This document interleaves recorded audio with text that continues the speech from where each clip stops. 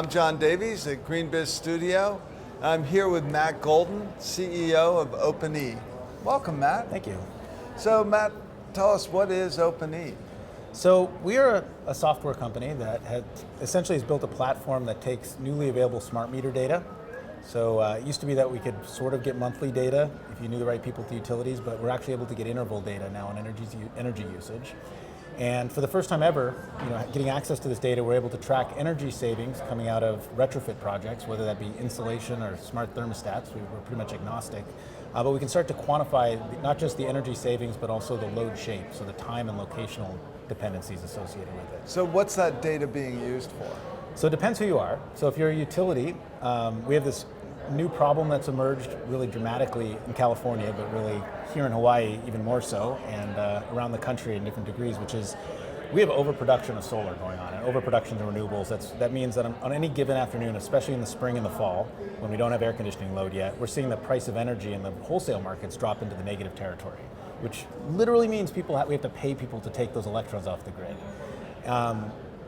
And that also means that we're spinning our fossil fuel reserves the entire time, because when the sun goes down, rather predictably, demand comes rocketing back. And so our fossil fuel infrastructure that doesn't turn on the snap of the fingers has to be ready and waiting to absorb that new load. And so this is causing, frankly, havoc on the grid. And there's not one solution to it as a utility. And this is really the conversation we're having at this conference and in so many places, which is how do we bring all these distributed resources onto the grid at scale? Because in a normal kind of economic universe, we're really at the point where we'd start to curtail investments in solar. But we're not in a normal universe. We've got in California AB 32, and we just increased our renewable portfolio standard to 50%, and we have the Clean Power Plan, and we've got summers with no snow in the Arctic. So this is not a normal universe. So really, even though we're at the point where we're really having trouble even absorbing the renewable energy that we have on the grid, we have to increase it by an order of magnitude if we're going to hit our carbon and climate goals. And the only way to do that is to start shaping load and being able to really bring all of these resources. And the ones everyone thinks about first is storage and batteries, which is huge. I mean, it is, but the problem is, frankly, is just there's not enough of it, and it also costs a lot. And so there's this huge gap between the projections on solar and the projections on the amount of batteries that we can ever expect to see on the grid, at least in the relative near term.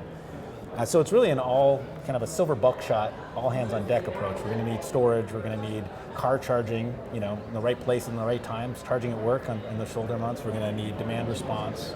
We're going to need Volt-VAR and other resources. But the least cost wedge, and the way to address this is building efficiency, which is really, and what we're talking about, we actually have a new word for it. We call it demand capacity, even though we're OpenEE. It's kind of a little bit of a branding problem for us because we think that what we're creating now and trading into something different. So energy efficiency has generally meant base load.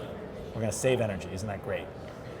With this new data that's available, we're really able to look at it not just about saving energy, but when and where. So it's about time and locational dependencies. And so from a utility perspective, this starts to look like another form of capacity.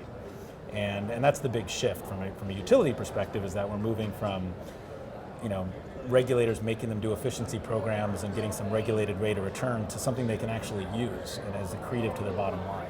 That's great. Well, I'm here at GreenBiz Studio, and good luck with the demand efficiency. What did I say? Demand capacity. Demand capacity. Someday you'll know this off the tip of your tongue, I promise. All right, great, thanks.